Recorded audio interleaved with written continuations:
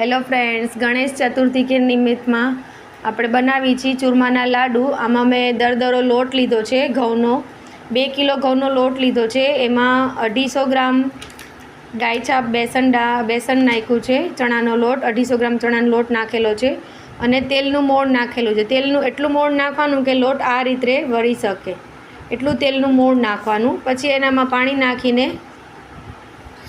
લોટ બાંધવાનો. આમાં પાણી નાખવાનું અને લોટ બાંધવાનો. થોડું થોડું પાણી નાખતું જવાનું અને લોટ બાંધતું જવાનું. આમાં માપ તમે જોઈએ ને તો મેં 2 કિલો ઘઉંના લોટમાં 5 કિલો ચણાનો લોટ નાખ્યો છે અને 250 ગ્રામ જેટલું તેલ નાખેલું છે. જેમ તેલ ઝાઝું નાખશો ને એ પ્રમાણે લાડવા સારા થશે. થોડું થોડું પાણી નાખતું જવાનું અને લોટ બાંધતો જવાનો. આ રીતનો કડક લોટ બાંધવાનો. લોટ આવી રીતે મુઠિયાની શેપ આપવાનો.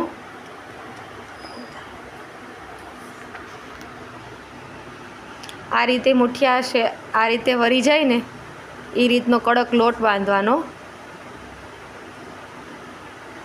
આ રીતના મુઠિયા બને એ રીતે લોટ બાંધવાનો.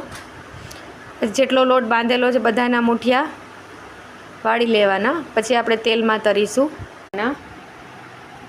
બધા લોટના આવી રીતે મુઠિયા કરી લેવાના. હવે તેલમાં આપણે તરીશું એને. આ રીતે તેલમાં તળી લેવાના.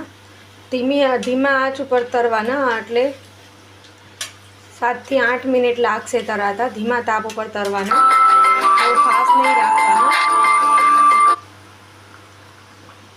બહુ ફાસ્ટ નહીં રાખવાના. ધીમા તાપ ઉપર તરવાના. બહુ ફાસ્ટ રાખીને તો અંદર કાચા રહી જાય. એ માટે ધીમા તાપે ધીમા આંચે ઉપર કરો ને તો સારા એવા પકી જાય. આ રીતના આપણે લોટ કઠણ બાંધીને મુઠિયા બનાવેલા હતા. એને ધીમા તાપ ઉપર આવી રીતે તરવાના. ગોલ્ડન બ્રાઉન થાય ને ત્યાં સુધી તરવાના. આ રીતના ગોલ્ડન બ્રાઉન થાય ને ત્યાં સુધી તરવાના. આ રીતના પછી એને આના થોડી આવી રીતે ભૂકો કરી અને પછી મિક્સચરમાં પીસી નાખવાનું. પછી એનામાં ગોળ ને ઘીને મિક્સ કરશું. આપણે મુઠિયા તરીને આ રીતે કટકા કરી રાખવાના જેથી કરીને ઠરી જાય. ઠરી ગયા પછી આ રીતે મિક્સચર ગ્રાઇન્ડરમાં પીસી લેવાના. મિક્સર ગ્રાઇન્ડરમાં પીસ્યા પછી આ રીતનું ઝીણો લોટ કરવાનો. એકદમ ઝીણો થાય ને એ રીતનો કરવાનો. આપણે ઘી ગરમ મૂકી દીધું છે. હવે એમાં આપણે આ ગોળ નાખીશું. આપણે ગોળ નાખી દીધો છે. હવે આના ગોળને ઓગાળીશું અને 2 તારની પાઈ કરશું. પાઈ તૈયાર થઈ ગઈ છે. હવે આપણે એમાં લોટ નાખી દઈશું. ફ્રૂટ્સ નાખી દઈશું. જાયફળ થઈ ગયું છે. એ લાડુ વરાવા માંડ્યા. આપણા લાડવા કમ્પ્લીટ